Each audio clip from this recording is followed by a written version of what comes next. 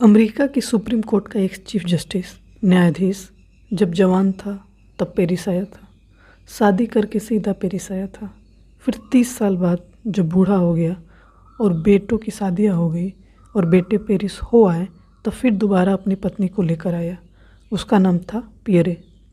Paris देखकर उसने अपनी पत्नी से कहा, वह बात ना रही पेरिस में, सब फीका फीका हो गया है। कहाँ वे दिन जब हम पहली दफ़ा पेरिस आए थे। बात ही और थी, पेरिस कुछ और था।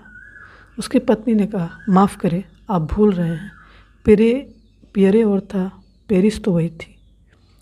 पेरिस तो अब भी वही है। जवान की आंख से देखें, पेरिस अब भी वही है। पेरिस क्या बदलता है? लोग बदल जाते हैं, दृष्टि बदल जाती है। दृष्टि के बदलने से अगर जगत बदल जाता है तो समझना कि आपने तो जाना था वह अध्यास था, वह दृष्टि की वजह से पैदा हुआ था, वह जगत नहीं था। क्या ऐसा भी कोई उपाय है कि बिना दृष्टि के जगत देखा जा सके? अगर हो तो ही जगत देखा जा सकता है, नहीं तो नहीं। दृष्टियाँ अध्यास हैं, इसलिए ख्याल रखें, दर्शन का मतलब दृष्टि नहीं है।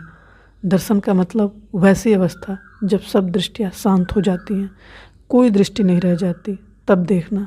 जब अपनी कोई आँख नहीं रह जाती थोपने को और अपना कोई भाव नहीं रह जाता आरोपित करने को, अपनी कोई आकांक्षा नहीं रह जाती मरुस्थल को, तब देखना। जब भीतर कोई प्यास नहीं होती, फिर मरुस्थल धोखा नहीं दे सकता। प्यास की वजह से धोखा हो जाता है। पानी की चाह होती है और नहीं मिलता तो चाह और बढ़ जाती है, और जब चाह ज़्यादा बढ़ जाती है तो मन विक्षिप्त हो जाता है और जो नहीं है उसे भी मानने का मन होने लगता है। लेकिन एक ऐसी स्थिति भी है जब सब दृष्टियाँ क्षीण हो जाती हैं और दर्शन का उदय होता है। कब होती हैं दृष्टियाँ क्षीण? दृष्टियाँ तभी क्षीण होती हैं जब सभी वासनाएं क्षीण हो जाती हैं, क्योंकि हर दृष्टि वासना का खेल है, वासना का फैलाव है। देह, इंद्रिया आदि अनात्म पदार्थ हैं।